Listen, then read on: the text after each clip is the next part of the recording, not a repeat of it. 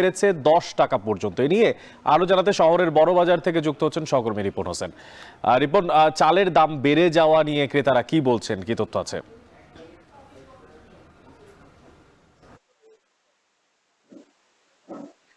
আমরা দেখেছি যে যশোরের বড় বাজারের সকাল থেকে রয়েছে, এখানে আমরা দেখেছি যে অনেকটা ক্রেতা শূন্য, অর্থাৎ বিক্রি কিনে অনেকটা কমে গেছে।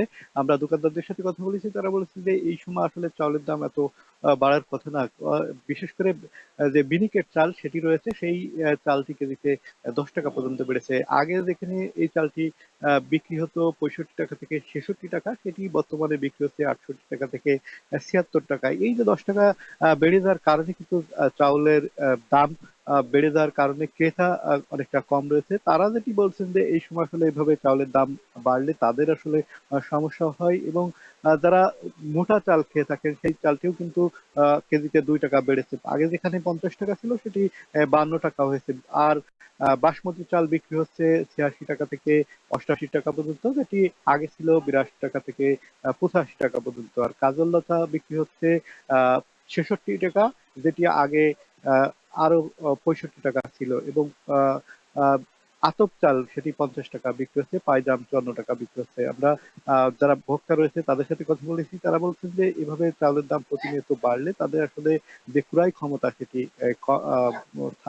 সমস্যা হচ্ছে, এবং তারা ক্রয় করতে পারছে না। যেখানে আগে 1 বস্তা করে চাল কিনতেন, সেখানে তারা এখন 1 কেজি 2 কেজি এভাবে, মানে দিন আনা দিন খানা মানুষের মতো কিন্তু তারা চাল ক্রয় করছেন। তবে যারা দোকানদার রয়েছে তারা বলছেন যে, বিশেষ করে খুচরা দোকানদার, তারা বলছেন যে মিল মালিকের যে সিন্ডিকেট, সেই সিন্ডিকেটের কারণে কিন্তু এই চাউলের দামটি বেড়ে থাকে প্রতিনিয়ত। যেহেতু এই মৌসুম চলছে, আমার পেছনে দেখছেন যে পর্যাপ্ত পরিমাণ চাল রয়েছে, কিন্তু তারপরেও বাজারে দাম কিন্তু বেড়েই চলেছে। এই ক্ষেত্রে যারা আহ, কর্তৃপক্ষের নজরদারিতে আনার আহ, দাবি করেছেন, যারা আহ, ভুক্তভোগী রয়েছেন, তারা তারা বলছেন যে এই বাজারে সরবরাহ বেশি থাকলেও কিন্তু চালের দাম আহ, প্রতিনিয়ত বাড়ছে। তবে যারা মিল মালিক কিংবা বড় পাইকারি ব্যবসায়ী রয়েছেন, তারা বলছেন যে এই বাজারে ধানের দাম বেশি থাকার কারণে চালের দাম বেশি হচ্ছে।